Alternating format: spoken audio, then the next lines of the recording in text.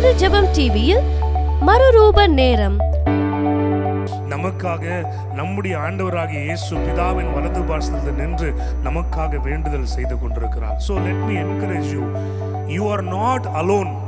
Very specially when you are praying, you are not alone. நமக்காக நின்று கொண்டிருக்கிற பிரதான ஆசாரியனாகிய இயேசு நம் சார்பில் பேசிக்கொண்டே இருக்கிறார்.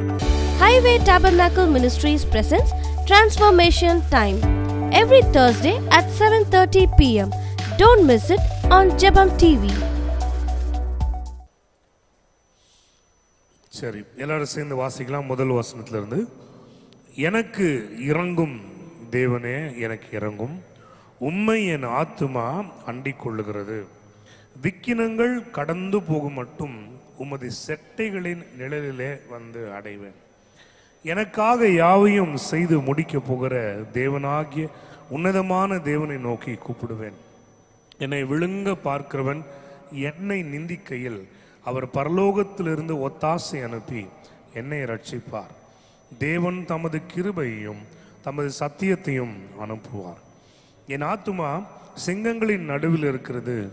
தீயை இறைக்கிற மனுபுத்திரருக்குள்ளே கிடக்கிறேன். அவர்கள் பற்கள் ஈட்டிகளும் அம்புகளும், அவர்கள் நாவு கருக்கான பட்டயமுமாய் இருக்கிறது. தேவனே, வானங்களுக்கு மேலாக உயர்ந்தருளும். உமது மகிமை பூமி அனைத்தின் மேலும் உயர்ந்திருப்பதாக. என் கால்களுக்கு கண்ணி வைத்திருக்கிறார்கள். என் ஆத்துமா தொய்ந்து போயிற்று. எனக்கு முன்பாக குழியை வெட்டி அதன் நடுவிலே விழுந்தார்கள். என் இருதயம் ஆயத்தமாயிருக்கிறது. தேவனே, என் இருதயம் ஆயத்தமாயிருக்கிறது. நான் பாடி கீர்த்தனம் பண்ணுவேன். என் மகிமையே விழி, வீணையே சுரமண்டலமே விழியுங்கள். அதிகாலையில் விழித்துக் கொள்வேன். ஆண்டவரே, ஜனங்களுக்குள்ளே உம்மை துதிப்பேன். ஜாதிகளுக்குள்ளே உம்மை கீர்த்தனம் பண்ணுவேன். உமது கிருபை வான பரியந்தமும் உமது சத்தியம் மேக மண்டலங்கள் பரியந்தமும் எட்டுகிறது. தேவனே, வானங்களுக்கு மேலாக உயர்ந்தருளும். உமது மகிமை பூமி அனைத்தின் மேலும் உயர்ந்திருப்பதாக. ஆமேன், ஆமேன்.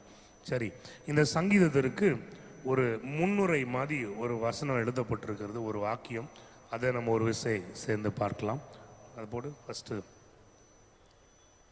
இதை வாசிக்கலாமா? தாவீது சவுலுக்கு தப்பியோடி கெபியில் ஒதுங்குகையில் தனக்கு நஷ்டம் நேரிடாதபடி அல்தஷ்கேத் என்னும் வாத்தியத்தில் வாசிக்க தாவீது பாடி ராகத் தலைவனுக்கு ஒப்புவித்த மிக்தாம் என்றும் சங்கீதம். ஸோ கான்டெக்ஸ்ட் ஆஃப் திஸ் சாம் என்னன்னா, அவன் சவுலுக்கு தப்பியோடி கெபியில நுழைந்து அவன் ஒளிந்து கொண்டிருக்கிறான். அந்த இடத்துல தான் இது பாடப்படுகிறது. சரி, இந்த சங்கீதத்தை அவர் பாடும் பொழுது, அவளது இந்த வரிகளை அவர் சொல்லும் பொழுது அவருடைய நிலைமை எப்படி இருக்குது? அந்த முன்னுரை படித்தாலே நமக்கு தெரியுது. உயிருக்கு பயந்து, தேச துரோகியாக அறிவிக்கப்பட்டு, ஃபியூஜிட்டிவ் ஆஃப் த நேஷனாக அறிவிக்கப்பட்டு, முழு தேசமும் தேடுகிற, அந்த தேசத்தில் இருக்கிற எல்லாரும் தேடி வேட்டையாடுகிற, கொள்ளையாடுகிற ஒரு மனுஷனாக இவர் காணப்பட்டார். அப்போ உயிருக்கு பயந்து இருக்கக்கூடிய அவருடைய வாழ்வின் சூழ்நிலை. சரியா? அப்போ அவருடைய நிலைமை எப்படி இருக்கு அப்படின்னு நம்ம பார்க்கும்பொழுது சில வசனங்களை நான் வாசிக்கிறேன். 4வது வசனம் இப்படி சொல்லுது: என் ஆத்துமா சிங்கங்களின் நடுவில் இருக்கிறது. தீயை இறைக்கிற மனுபுத்திரருக்குள்ளே கிடக்கிறேன். அவர்கள் பற்கள் ஈட்டிகளும் அம்புகளும், அவர்கள் நாவு கருக்கான பட்டயமுமா இருக்கிறது. இதை வாசிக்கும் போது நிறைய பேருக்கு தோறும் ஆமேன் அப்படின்னு சொல்லிட்டோம். தாவீது மட்டும் இல்லை பாஸ்டர், நாங்களும் அப்படிதான் இருக்கிறோம் அப்படின்னு நிறைய பேருக்கு சொல்ல தோணும். அவங்க நாவு கருக்கான பட்டயமா இருக்கிறது. ஆமேன். சிங்கங்களுக்குள்ள இருக்கிற மாதிரி தான் மாட்டிட்டு கிடக்கிறோம் அப்படின்னு. 6வது வசனம் பாருங்க, ரொம்ப இப்படி சொல்லுது: என் கால்களுக்கு கண்ணியை வைத்திருக்கிறார்கள். ஆமேன். அதுவும் ஒரு ஆமேன் சொல்லிடுவோம். அது நிறைய இருக்குது நமக்கு இல்லை. அதே மாதிரி அடுத்ததும் நம்ம ரொம்ப அழகாக சொல்லலாம். என் ஆத்துமா தொய்ந்து போகிறது. எவ்வளோதான் ஆண்டவரே, இதுக்கு மேலே முடியல, என் ஆத்துமா தொய்ந்து போகிறது. எனக்கு முன்னாடி எனக்கு ஒரு குழியை வெட்டிடுறாங்க. என் ஆத்துமா தொய்ந்து போகிறது. எனக்கு ஒரு குழியை அவர்கள் வெட்டி விடுகிறார்கள். இப்படி இதெல்லாம் அவருடைய நடைமுறையை பற்றி அவர் பேசும்பொழுது ரொம்ப ரொம்ப clearly explains what is going on in his life. சரி, தாவீது ராஜாவுடைய ஒரு பியூட்டிஃபுல்லான காரியம் என்ன அப்படின்னா, அவருடைய சங்கீதங்கள் புலம்பலும் நிறைந்திருக்கும், துதியும் நிறைந்திருக்கும். இவ்வளவும் இந்த மாதிரி நிறைய இருக்கும். சொல்லிட்டு ஆனாலும் என் ஆண்டவரே அப்படின்னு திருப்பி வந்து ஆண்டவர்கிட்ட சரண்டர் ஆகிடுவார். ஸோ அவருடைய நிலைமையெல்லாம் அவர் எடுத்து சொல்லிட்டு இந்த சிச்சுவேஷன் அவர் அன்னைக்கு அந்த பாடல் எழுதுறாரு. அதுக்கு பிறகு தாவீதோட முழு வாழ்க்கையை பார்க்கும் பொழுது அந்த கெபியில ஒழுந்தி கொண்டிருந்த தாவீதை ஆண்டவர் காப்பாற்றினாரா என்றால் காப்பாற்றினார். சரியா? அந்த சிங்கங்களை போல சூழ்ந்திருக்கிற மனிதர்கள், அவனை கடித்து குதறணும்னு காத்து கொண்டிருக்கிற பற்கள் உள்ள மனிதர்கள், கால்களுக்கு கண்ணியை வைத்து கொண்டு காத்திருந்த மனிதர்கள், அவங்கெல்லாம் அப்படியே தான் இருந்தாங்க. அவர்களிலிருந்து கர்த்தர் அவனை காப்பாற்றினாரா? காப்பாற்றினார். அவர்களுடைய இன்டென்ஷன் என்னவா இருந்தது? அவனை வந்து தேவன் வைத்திருக்கிற இடத்துக்கு அவனை வர விடக்கூடாது. I you all with me? Knowingly annoyingly at least ராஜாவாகிய சவுலுக்கு தெரிஞ்சிருச்சு கர்த்தர் அவனை அபிஷேகம் பண்ணியிருக்கிறார், நான் ஆண்டவருக்கு எதிரியாய் போனேன், அவனை ஆண்டவர் ராஜாவாய் உயர்த்த போறார். இப்போ மற்றவங்களுக்கு எவ்வளோ தூரம் அந்த உண்மை தெரிஞ்சிருக்கும் தெரியல. ராஜ கட்டளையை பின்பற்றி அவர்கள் ஓடினார்கள். ஸோ அவங்க எல்லாருடைய நோக்கம் நோயிங்லி அன்னோயிங்லி என்னன்னா, காட் கிவன் பர்பஸ்ல அவனை போய் சேராதபடிக்கு அவனை தடுத்து நிறுத்த அவர்களால் ஆன முயற்சியெல்லாம் செஞ்சார்கள். சரி, இப்போ தாவீதோட முழு ஹிஸ்டரி நமக்கு தெரியும். கர்த்தர் நியமித்த ஆண்டோடைய தரிசனம் நிறைவேறுச்சா இல்லையா? நிறைவேறுச்சு. இவர்கள் இப்படி இருந்தாலும் அவைகள் எல்லாம் நிறைவேறுச்சு. இன்னைக்கு மாலையில் இதை தான் உங்களுக்கு சொல்ல வந்திருக்கிறேன். இவர்கள் இப்படி இருந்தாலும், உன் சூழ்நிலை இதை போல இருந்தாலும், உங்களை குறித்திருக்கிற தேவ திட்டங்களை கர்த்தர் நிறைவேற்றுவார். ஹல்லேலூயா. அவ்வளவுதான் இன்னைக்கு மெசேஜ். வேற எதுவும் சொல்றதுக்கு இல்லை. God has a plan and he will fulfill his plan in spite of all your enemies, in spite of all the people that rise up against you, in spite of the witchcraft and the sorcery and the divination, in spite of all the financial struggles, marital woes, relationship problems, எல்லாத்துக்கும் நடுவிலும் let me encourage you, we have a God who is beyond the situations of human understanding. மனிதனுடைய புத்திக்கு அடங்கி இருக்கிற எல்லா காரியங்களுக்கும் அப்பாற்பட்டிருக்கிற ஒரு கர்த்தர் நமக்கு இருக்கிறார். ஒரு ஆமென் சொல்லுவோமா? அவர் தேவ திட்டங்களை உங்க வாழ்க்கையில நிறைவேற்றுவார். ஹல்லேலூயா. சரி, இப்போ இந்த தேவ திட்டங்கள் நிறைவேற இப்படிப்பட்ட சூழ்நிலையில தாவீதோட ரெஸ்பான்ஸ் எப்படி இருந்தது? அதுதான் இன்னைக்கு நம்முடைய லேர்னிங். இந்த வேதத்திலிருந்து அவர் எப்படி தன்னை ஆயத்தப்படுத்தினார் அப்படின்றத நம்ம பார்க்க போறோம். 3 காரியங்கள் அவங்களுக்கு சொல்லிக் கொடுக்க போறோம். முதல் விஷயம் என்னன்னா, அவர் என்ன சொல்றாரு? எனக்கு இறங்கும் தேவனே, எனக்கு இறங்கும் அப்படின்னு சொல்லிட்டு he pleads for God's mercies. Amen. he pleads for God's mercies. ஆமென். நம்ம பார்க்கும்பொழுது ஹீப்ரூஸ்ல 8-9 எல்லாம் வாசிக்கும் பொழுது நம்முடைய பிரதான ஆசாரியனாகிய இயேசு எப்படி ஆண்டவருடைய பிரசன்னத்திலிருந்து நமக்காக பரிந்து பேசுகிறார் என்று நம்ம அறிந்திருக்கிறோம். ஆமென். இங்க தாவீது தனக்காக ஆண்டவர்ட்ட இறங்கும் இறங்கும் என்று மன்றாடி ஜெபிக்கிறத பார்க்கிறோம். இன்னைக்கு நம்ம மட்டும் இல்ல, நமக்காக பரிசுத்த ஆவியானவர் மன்றாடி கொண்டிருக்கிறார். நமக்காக நம்முடைய ஆண்டவராகிய இயேசு பிதாவின் வலது பாசத்தில் நின்று நமக்காக வேண்டுதல் செய்து கொண்டிருக்கிறார். So let me encourage you, you are not alone. Very especially when you are praying, you are not alone. உன் ஜெபம் உங்களோடு முடியல, உன் சார்பில் பரிசுத்த ஆவியானோர் நமக்காய் நின்று கொண்டிருக்கிற பிரதான ஆசாரியனாகிய இயேசுவும் நம் சார்பில் பேசிக்கொண்டே இருக்கிறார்கள். பலன் நிச்சயமாக உண்டு. ஹல்லேலூயா. இப்போ தாவீது செய்கிற முதல் காரியத்தை பார்க்கலாம். என் ஆத்துமா உம்மை அண்டி கொண்டிருக்கிறது. ஃபர்ஸ்ட் வசனம் போடுங்களேன். உம்மை என் ஆத்துமா அண்டி கொண்டிருக்கிறது. உம்மை என் ஆத்துமா இல்லை, அடுத்தது உம்மை. ஃபர்ஸ்ட் வசனம் இதுல ப்ரீவியஸ் லைன் போன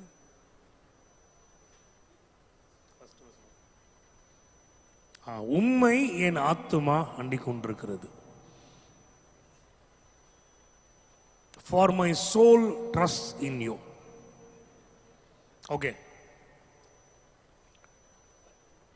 இதே மாதிரி ஒரு சிச்சுவேஷன்ல நம்ம இருந்தோம்னா நம்முடைய எண்ணம் எப்படிப்பட்டதா இருக்கும்?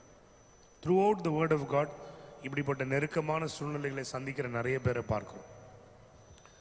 நிறைய பேர் என்ன பண்றாங்க, அதாவது இதே மாதிரி தாவீது மாதிரி சில ராஜாக்கள் எல்லாம் நெருக்கடி சந்தித்த பொழுது தேவனுடைய ஆலயத்திற்குள்ள போய் ஆலயத்தில் இருந்த தேவனுடைய ஆராதனையின் பொருட்களை கூட எடுத்து எதிரி நாட்டு ராஜாவுக்கு கொடுத்து அவனை பிரியப்படுத்துவதில் ரொம்ப மும்முரமா இருந்தார்களே தவிர அவங்க ஆத்துமா கர்த்தரை நம்பி திடனா இருக்கவில்லை.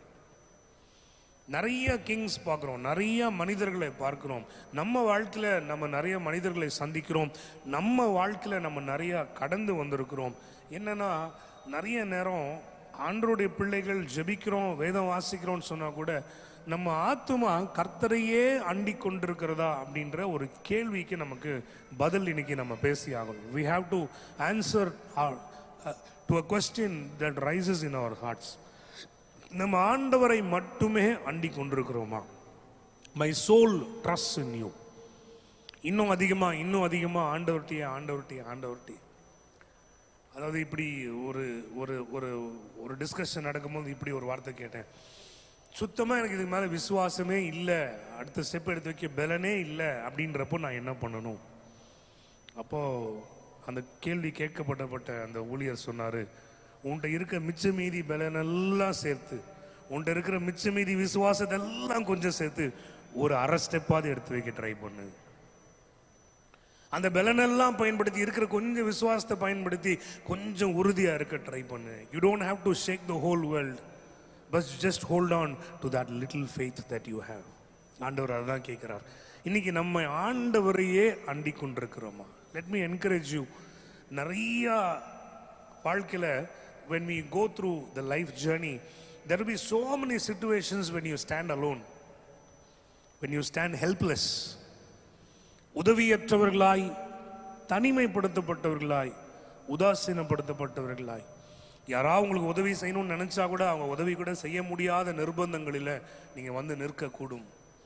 ஆனால் அந்த சூழ்நிலையில் கூட இன்னும் நெருக்கமாக, இன்னும் அதிகமாக ஆண்டவரை தேடி போகணுமே தவிர ஆண்டவரை விட்டு விலகிடக்கூடாது. அதை வேற மாதிரி நான் சொல்கிறேன், ஆண்டவரை தவிர வேற யாரையும் அண்டி போக உங்கள் மனசு வரக்கூடாது. கர்த்தர் ஒருவரே.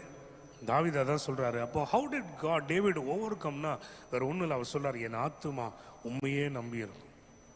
என்னுடைய heart, my soul trust in you. நான் உண்மையே அண்டிக் கொள்வேன். நம்பர் 1. ரெண்டாவது என்ன பார்க்குறோமா? விக்கினங்கள் கடந்து போகும் மட்டும் உமது செட்டைகளின் நிழலிலே வந்து அடைவேன்.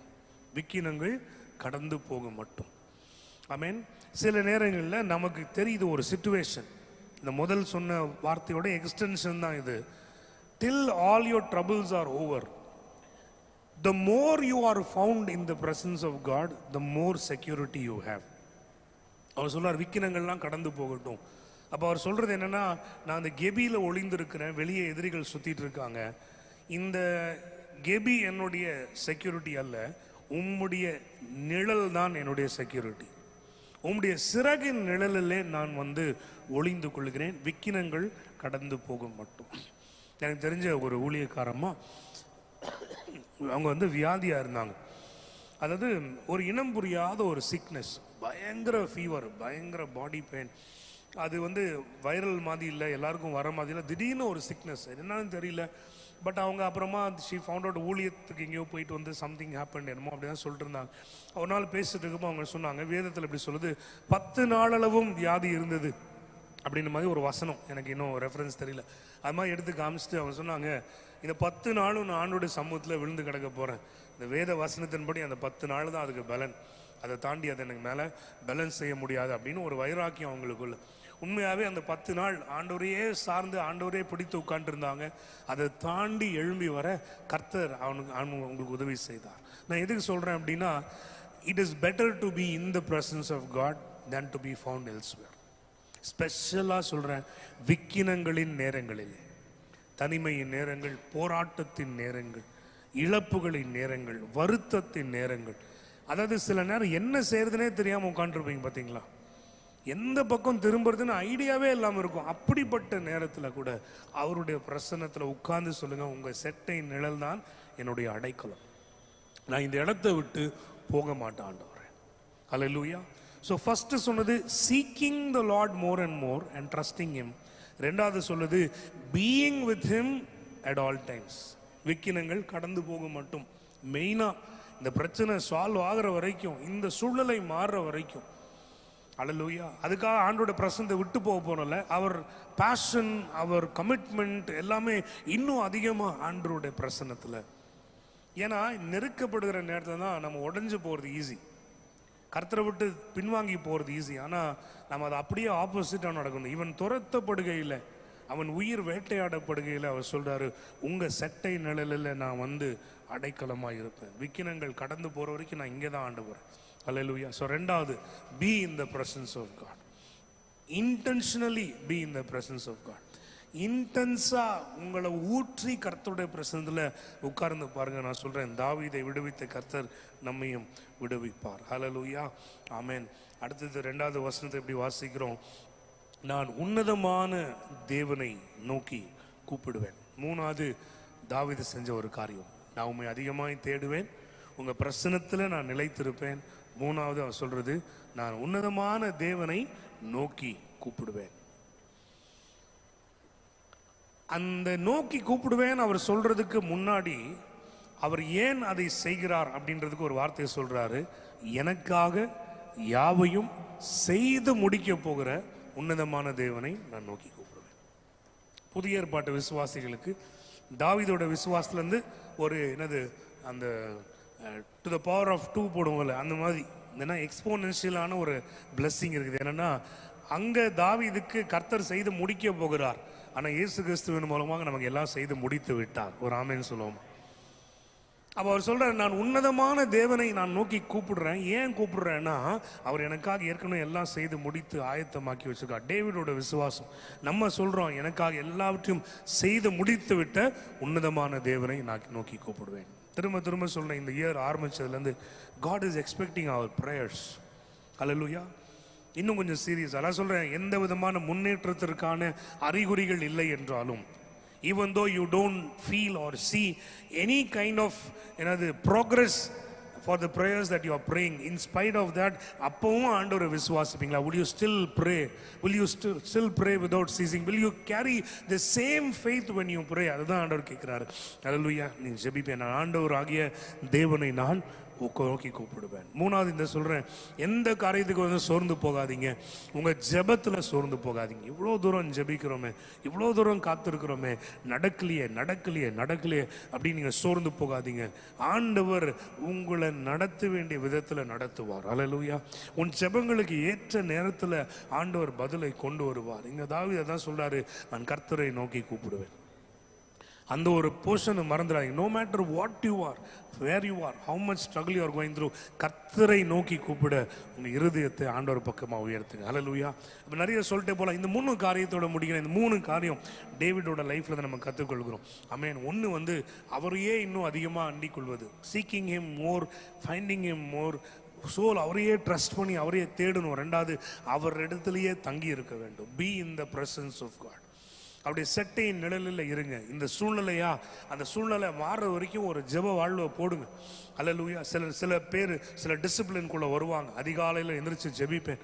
என்னோட ரிலேட்டிவ் ஒரு ஆண்டி, அவங்க பையன் வந்து அவங்களால ஹேண்டிலே பண்ண முடியல, அவங்களோட பையனோட வாழ்க்கையை அவங்களால கண்ட்ரோல்கே கொண்டு வர முடியல. அவனுடைய காலேஜ் படிப்பு சரியில்லை, நண்பர்கள் சரியில்லை, அவனோட ஹேபிட் சரியில்லை. நல்ல அமேசிங்கான ஒரு கிறிஸ்டியன் ஃபேமிலி. அவங்களால என்ன பண்ணனே தெரியல. அவங்களால ஆன பேரண்டல் முயற்சி எல்லாம் எடுத்தாங்க. காலேஜஸ் சேஞ்ச் பண்ணி பார்த்தாங்க, என்விரான்மெண்ட்டை சேஞ்ச் பண்ணாங்க, எவ்வளவோ பண்ணாங்க. ஆனால் that mother did one thing. Every day 3:30 in the morning she started to get up and pray. Every day 3:30 in the morning she started to get up and pray. நான் சொல்கிறேன், அந்த ஒரு சூழ்நிலை மாறுற வரைக்கும் வெறியா, எனக்கு தெரியல என்ன பண்ணணும்னு தெரியாத ஆண்டவர், ஆனால் உங்கள் பிரசனத்தில் இருப்பேன், நீங்கள் சொல்லுங்கள் என்ன பண்ண. அந்த ஜெபம் இன்னைக்கு அவ்வளோ சக்ஸஸ்ஃபுல்லான ஒரு பிஸ்னஸ் மேனாக ஆண்டவர் இந்த பையனை உயர்த்தி வச்சிருக்கிறாரு. அந்த தாயோடைய ஜெபம் 3:30 மணி. அது மாதிரி ஏதோ ஒரு டிசிப்ளின்குள்ளே வாங்க. ஆண்டவரே, இந்த காரியம் முடிகிற வரைக்கும் எனக்கு தெரியல, நான் உண்மையே இன்னும் அதிகமாக சாதி. It is not trying to twist the arm of God. நான் ஜெபம் பண்ணுறேன், நீங்கள் செஞ்சுதான் அவனோட கையை பிடிச்சி முறுக்கி ஆண்டோட போய், அந்த மாதிரிலாம் இல்லை. நம்முடைய இயலாமையில் அவர் இயல்புடையவராக இருக்கிறார். In my weakness he is my strength.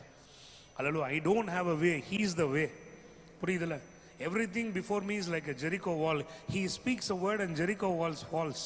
So rather than going to this line, this side and going after this man and that woman, I will rather be in the presence of God. Hallelujah.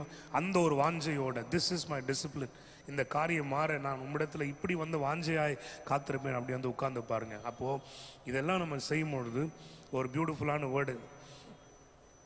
3வது வசனம் இப்படி சொல்லுது, என்னை நிந்திக்கிறவர்கள் என்னை விழுங்க பார்க்கையில் அவர் சொல்றாரு, பரலோகத்திலிருந்து ஒத்தாசை அனுப்பி என்னை ரட்சிப்பார். உங்க பைபிள் இருந்தால் அதை கொஞ்சம் அண்டர்லைன் பண்ணுவீங்க. பரலோகத்திலிருந்து ஒத்தாசை அனுப்பி, பைபிள் இருந்துச்சுன்னா அதை அண்டர்லைன் பண்ணி வைங்க. இன்னைக்கு இதுதான் உங்களுக்கு rhema word. This is the rhema for you. Amen. சங்கீதம் 57 நானும் பண்ணிக்கிறேன் அண்டர்லைன்.